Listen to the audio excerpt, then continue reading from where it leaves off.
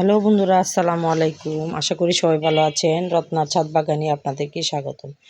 বন্ধুরা, সকাল সকাল চলে আসলাম। এসে আমি গাছগুলো একটু দেখছিলাম, আমার মালটা গাছটার কী অবস্থা। দেখি ছোট ছোট মিলিবাগ ধরে গেছে।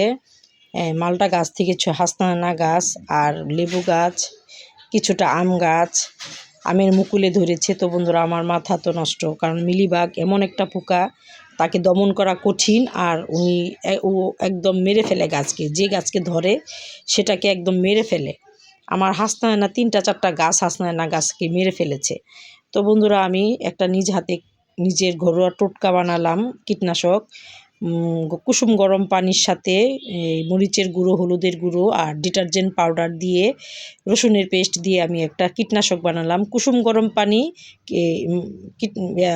মিলিবাগ তাড়াতাড়ি চলে যায়। আরেকটা ওষুধ দিলে যায়, সেটা হলো অ্যারোসল।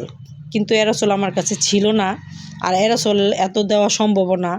আমি এই যে প্রতিদিন 2বার করে আমি এই যে স্প্রে করছি মিলিবাগগুলোকে তাড়ানোর জন্য। তো বন্ধুরা, আমার ভিডিওগুলি যদি ভালো লেগে থাকে একটা সাবস্ক্রাইব করে আমার পাশে থাকবেন, অনুরোধ রইল।